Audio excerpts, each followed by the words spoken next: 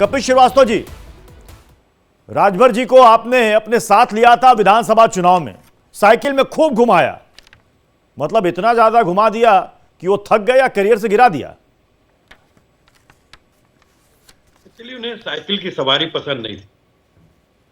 उन्हें सत्ता की सवारी पसंद है। तो इसलिए आजमगढ़ जो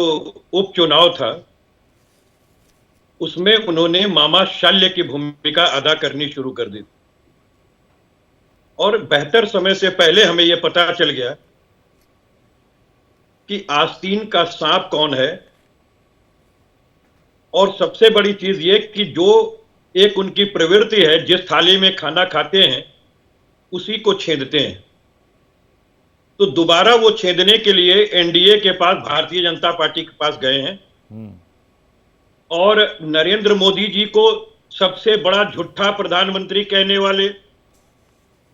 मोदी जी के साथ योगी जी को दूसरे नंबर पे झूठा मुख्यमंत्री कहने वाले, तानाशाह और संवैधानिक संस्थाओं की चूल्हे हिलाने वाला कहने वाले, बनारस के अंदर ईवीएम का लुटेरा और डकैत कहने वाले, ये सारे लोग जो ट्रक पे चढ़े थे ईवीएम के, वो सत्ता ना प्राप्त करने के बाद अपने बच्चों के स्वार्थ में मंत्री बनाने के लिए, स्वयं मंत्री बनने के लिए वो भारतीय जनता पार्टी की सत्ता पर शामिल हुए हैं। भारतीय जनता पार्टी के पास तीन जादू की झप्पी है। पहला झप्पी ये है कि धन बल, दूसरा पद बल और तीसरा उस पर भी नहीं चला तो ईडी, सीबीआई, तो ये सब इनके जो है अभी आपने कहा कि आस्तीन के सांप, आपने कहा ओपी राजभर आस्तीन के सांप है, जिस थाली में खाते हैं उसी थाली में छेदा करते हैं, छेदते हैं ना। तो जब आपको पता था कि एनडीए को छेद कराएं तो ऐसे छेदीलाल को अपनी पार्टी में लिया ही क्यों आपने, गठबंधन किया ही क्यों ऐसे छेदीलाल से साथ? प्रत्युष भाई, जिस समय उन्होंने भारतीय जनता पार्टी से गठबंधन तोड़ा था, हाँ, उससे पहले कोई ऐसी हरकत तो सामने आई नहीं थी। और जो इनसे गठबंधन तोड़ा था वो सबसे बड़ा कारण था। उस समय वो मंत्री थे, मंत्री रहते हुए तो आपने मंत्री नहीं बनाया, इसलिए वो शिफ्ट कर गए। अब मैं राकेश त्रिपाठी जी आपके पास आ रहा हूं, लग रहा है कि कुछ समस्या हो गई है। कपिल जी थोड़ा सा फ्रेम ठीक कर लीजिएगा, मैं आपके पास दोबारा आऊंगा। राकेश त्रिपाठी जी, ठीक है, मैं कपिल जी मैं दोबारा आ रहा हूं आपके पास। 1 मिनट की बात है जी, 1 मिनट की बात। मैं सिर्फ ये कह रहा हूं आपको कि जिस समय इन्होंने मंत्री पद पे लात मारा था, हाँ, और जो बात कही थी कि सामाजिक न्याय समिति की रिपोर्ट आ गई है, अब उसको ये लागू करें, हाँ, उस तरीके से आरक्षण दें, और ये बात कह करके वो वाकई लगा कि पिछड़ों और दलितों के लिए वो लड़ाई लड़ने के लिए निकले। लेकिन हकीकत तो बाद में पता चली। और अब आपके सामने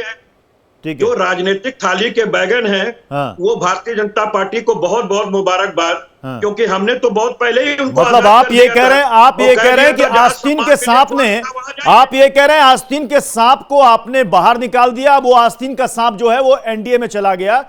यानी कि बीजेपी के पास चला गया। राकेश, दोबारा आनंद देंगे। अच्छा, बीजेपी में जाके दोबारा आनंद लेंगे, आनंद देंगे। भाई राकेश त्रिपाठी जी, ये बात तो छिपी नहीं है, राकेश त्रिपाठी जी, ये बात तो छिपी नहीं है कि ओपी राजभर जब आपके एनडीए के कुनबे से बाहर हुए थे तो विधानसभा चुनाव में बीजेपी के लिए, मुख्यमंत्री योगी के लिए क्या कुछ उन्होंने नहीं कहा था। पानी पी पी कर कोसा था बीजेपी को। ये भी कह रहे थे कि हम कभी दोबारा एनडीए में नहीं शामिल होंगे, और बीजेपी भी कहती थी कि इनकी हैसियत क्या है, राजनीतिक हैसियत, जो हम इनको लेंगे। आज आपने पलक पावड़े बिछाकर उनको बुला लिया फिर से वापस। राकेश त्रिपाठी जी, देखिए प्रत्युष जी, जब मैं कपिल जी को सुन रहा था तो कपिल जी को सुनते समय मुझे बचपन के पाठ्य पुस्तकों में पढ़ी गई एक कहानी याद आ गई, जिस कहानी में लोमड़ी ने बहुत प्रयास किए, जतन किए कि किसी प्रकार से अंगूर प्राप्त कर सके, लेकिन जब अंगूर तक नहीं पहुंच पाई तो उसने कहा कि अंगूर खट्टे हैं। भी ओम प्रकाश राजभर जी से गठबंधन करने के लिए अखिलेश यादव जी ने सारे जतन किए थे, हर तरह की मांग मानने को तैयार थे, और आज ओम प्रकाश राजभर में बहुत सारी खामियां दिखाई पड़ रही हैं। भारतीय जनता पार्टी के राष्ट्रीय जनतांत्रिक गठबंधन को छोड़कर के ओम प्रकाश राजभर गए थे, बावजूद इसके हमने कभी भी ओम प्रकाश राजभर को लेकर के इस प्रकार की कोई टिप्पणी नहीं की, जबकि ओम प्रकाश राजभर ने हमसे नाराज होकर के हमारे प्रति कई प्रतिकूल टिप्पणियां की थी, क्योंकि हम ये मानते हैं कि देश काल परिस्थिति अनुसार व्यक्ति के मन मस्तिष्क में परिवर्तन आएगा और सुबह का भूला शाम को घर लौट आएगा तो भूला नहीं कहलाएगा। लेकिन कपिल श्रीवास्तव जी को जब मैं सुन रहा था ना, तो ये कपिल श्रीवास्तव जी को अपने अंदर आत्मावलोकन करना चाहिए कि क्यों समाजवादी पार्टी के साथ कोई गठबंधन का पार्टनर उनके साथ टिक नहीं पाता है। क्यों आप गठबंधन करते हैं, राहुल गांधी के साथ दो युवाओं को साथ पसंद का नारा देते हैं और चुनाव खत्म होते ही राहुल गांधी का हाथ आपका साथ छूट जाता है। आप 2019 के लोकसभा चुनाव में मायावती जी के साथ 1995 का वो घटनाक्रम भुला करके, 1995 का वो घटनाक्रम अब तो याद होगा ना कपिल जी, कि कैसे गेस्ट हाउस कांड में मायावती जी की इज्जत आबरू से लेकर उनकी जान तक पर खतरा बन गया था ये समाजवादी पार्टी के कार्यकर्ता गुंडे जो है, और उसके बावजूद आखिरकार गठबंधन हुआ, लेकिन वो गठबंधन चुनाव के भीतर ही टूटता हुआ हमने देखा है कैसे। तो गठबंधन किस तरह से आप निभाते रहे हैं, आपके एक दो उदाहरण नहीं है, आप ऐसा कोई सगा नहीं जिसको अखिलेश यादव जी ने ठगा नहीं। शिवपाल सिंह यादव की बातें याद दिलाएं, क्या क्या शिवपाल सिंह यादव के लिए अखिलेश जी ने कहा और अखिलेश जी के लिए शिवपाल जी ने कहा, लेकिन इन सारी बातों के बाद आखिरकार जरूरत ने एक दूसरे को एक किया ना। 2024 का लोकसभा चुनाव, आज जनता का स्पंदन लोग महसूस कर रहे हैं कि प्रधानमंत्री नरेंद्र मोदी जी की गरीब कल्याण नीतियों के कारण आज गरीबों के भीतर कैसा विश्वास आस्था के रूप में बदल गया है प्रधानमंत्री जी के प्रति, और इसलिए वो सारे राजनीतिक कार्यकर्ता जो जनता के बीच में है, जो जनता के बीच में काम कर रहे हैं, वो महसूस कर रहे हैं कि विजय प्रधानमंत्री नरेंद्र मोदी जी के साथ है और पराजय विपक्ष के साथ है। आप कह रहे हैं कि पराजय विपक्ष के साथ है, तो इस बात की क्या गारंटी कि ओपी राजभर जो भी आपके पास आए फिर आपको कोस के बाहर नहीं निकल जाएंगे? नहीं देखिए, गारंटी तो फैशन के इस दौर में गारंटी तो किसी बात की नहीं होती है। हाँ, मैं लेकिन इतनी बात कह सकता हूं कि भारतीय जनता पार्टी के साथ जो गरीब कल्याण का संकल्प हमने लिया है, उस संकल्प के साथ जो भी आना चाहे वो साथ आ सकता है। हम तो रोहित अग्रवाल जी बैठे हुए, रोहित अग्रवाल जी को भी कह रहे हैं अभी खबर है कि गरीब कल्याण के संकल्प को पूरा करने के लिए रोहित अग्रवाल को भी आगे